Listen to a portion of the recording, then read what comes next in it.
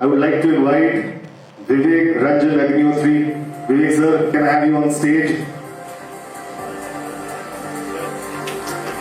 National Award winning director.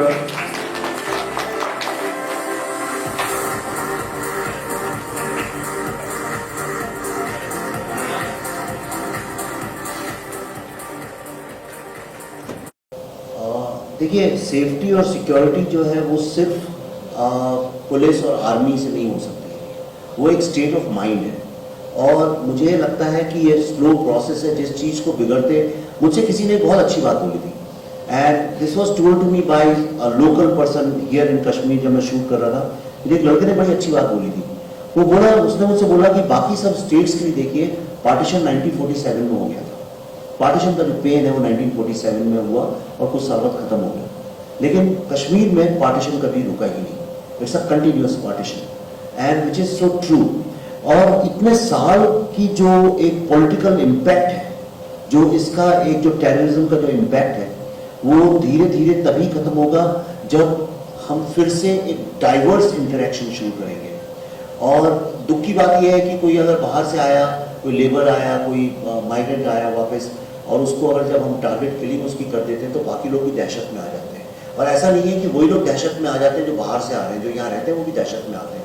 क्योंकि आज आप देखिए, यहाँ पे इतने टैलेंटेड बच्चे, कोई स्पोर्ट्स में आगे निकल रहा है, कोई अमेरिका में पढ़ने जा रहा है, कितनी तो लड़कियाँ यहाँ की आप देखिए कितनी आगे निकल रही। कईयों को तो मैं जानता हूँ, लोकल जो लोग यहीं पैदा हुए हैं 1990 के बाद में, वो भी दहशत में आ जाते हैं। कौन से ऐसे माँ बाप हैं जो चाहते हैं उनके बच्चे जो हैं वो कॉन्फ्लिक्ट और टेररिज्म के साथ बढ़े, चारों तरफ टेररिज्म? वो तो ये नहीं चाहते।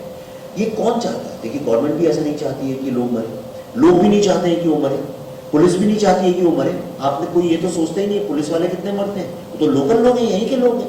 वो 90s में भी मर रहे थे, अभी भी मर रहे हैं। और जो मीडिया पर कितने लोग मरे, उनको वो भी नहीं चाहते। तो ये कौन है जो चाहता है लोग मरे? वो कौन से वेस्टेड इंटरेस्ट है?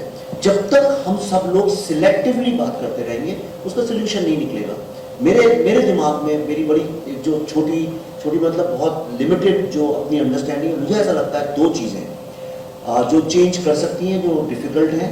वो एक है कॉन्वर्सेशन। लोगों के बीच में बहुत बातचीत होनी चाहिए। ये नहीं कि किसी ने बोला, हम टेलीविजन डिबेट में नहीं बैठते हैं लोग। आम जिंदगी में मैं सबसे आज भी बोल रहा था, ये लोग जो बॉम्बे से भी आए, मैं उनसे भी रिक्वेस्ट करूंगा कि आप लोग कल या परसों एक दिन चाहो तो रुक जाओ and just talk to local people as much as you can. ये नहीं कि शिकारे में गए और पूछा भैया कैसा मौसम है और कैसा चल रहा है। You go and talk to people, find connection. और जो लोग यहाँ से पढ़ने दिल्ली, पूना, मुंबई आते हैं, वो स्टूडेंट्स या फैमिलीज या जो टूरिस्ट भी आते हैं, उनके साथ भी लोगों को बहुत कॉन्वर्सेशन करना चाहिए। I think conversation and dialogue is number one. Politics का कॉन्वर्सेशन और डायलॉग जनरली फेल होता है, पर इंसानों का हमेशा सक्सेसफुल होता है। और दूसरी चीज जो सबसे ज़्यादा इंपॉर्टेंट है, unitedly we have to find out who are these vested interest and pinpoint जो चाहते हैं कि लोग मरे। लोग तो ऐसा नहीं चाहते हैं। आप में से कोई दुनिया में ऐसा आदमी नहीं होगा जो चाहता हो कि लोग मरे। तो हम लोगों को किसी और की किलिंग को सेलिब्रेट करना बंद करना चाहिए और हम लोगों को मिलजुल के आइडेंटिफाई करना चाहिए who are the enemies of Kashmir. इसमें जो हमने ये 4-5 साल रिसर्च किया पूरे वर्ल्ड में जा के, और जो भी यानी डॉक्यूमेंटेशन का, बुक्स का, हिस्टोरियंस के सारे पॉइंट ऑफ व्यूज़, जो लोग यहाँ पे आर्मी में थे, पुलिस में थे, एक्सपर्ट्स हैं, ऐसे तमाम पॉइंट्स ऑफ व्यू हैं जो कि सारे हमने वीडियो में रिकॉर्ड किए थे। और जो कश्मीरी पंडितों के पॉइंट्स ऑफ व्यू हैं, उनके जो स्टोरीज़ हैं, जो विक्टिम्स की स्टोरीज़ हैं, वो सारा का सारा जो है research, we thought it's very important to put it together so that वो अगले आने वाले बहुत लंबे वक्त तक एक तरह का डॉक्यूमेंटेशन हो जाएगा और जो चाहे उसको रिफ़र कर सकता है। सो इट्स यूँ समझ लीजिए एक तरह का नेशनल आर्काइव है जो ZEE5 is bringing to the world now, and it's a very very valuable and very important and very priceless documentation. देखिए, ये हमने 2018 में शुरू किया था, तो अभी क्या चल रहा है 2012, तो लगभग 5 साल तो इसमें हो गए हैं। और हमने अमेरिका में, यूरोप में, थाईलैंड में, जम्मू में, पंजाब, जितने भी शहरों में जहाँ पे भी लोग फैले हुए हैं, और उसके अलावा कश्मीर में यहाँ की अथॉरिटीज़ से, उसके अलावा जो पार्लियामेंट रिकॉर्ड्स हैं, आर्काइव्स हैं, बुक्स हैं, न्यूज़पेपर्स हैं, उस वक्त की जो डॉक्यूमेंट्रीज़ हैं, इंटरनेशनल डॉक्यूमेंट्रीज़ हैं, वीडियोज़ हैं, जिन लोगों ने आके यहाँ जर्नलिज्म की उस वक्त की, जिन लोगों ने जा के उस वक्त एक माहौल ऐसा था, आप शायद पैदा भी नहीं हुए होंगे उस वक्त में, तो आप तो अभी 23-24 साल के हैं, तो जो बहुत पुरानी बात है ये। तो जो लोग उस वक्त आए थे उनकी बातें, उस सबको जोड़ के और उसको हमने क्रॉस एग्जामिन करके जो कॉमन एलिमेंट्स थे सारे के सारे, जो पूरे दायरे में जो कॉमन एलिमेंट्स थे, उनको फिर जोड़ के ये एक पूरी सीरीज़ बनाई है। इसको देख के कम से कम लोगों को ये समझ में आ जाएगा कि जो यहाँ पे जो एक टेररिज्म फैला, जो जेनोसाइड हुआ, वो उसके पीछे कौन एक्चुअली उसके रचनाकार थे, people who were the perpetrators, और उस ट्रेजेडी से हमें बहुत सीखने को मिलेगा। सबसे बड़ा तो चैलेंज यही है कि जो चीज़ इतनी फैली हुई है सारी दुनिया में, जिसके बारे में ज़्यादा डॉक्यूमेंटेशन नहीं है, उसको कैसे जोड़ा जाए, कैसे एक साथ लाया जाए। तो जो उसकी जो पूरी एक मैथडोलॉजी होती है, वो एक बहुत बड़ा चैलेंज था। दूसरा था चैलेंज कि जो लोगों ने 32 साल से बातचीत नहीं करी अपने दुख और दर्द के बारे में, उनके अंदर से निकलवाना, जो कि पल्लवी जी ने काफ़ी, she played a very important role in that. फिर उसको कैसे किस सेंसिटिविटी के साथ सामने लाया जाए, that was the third challenge.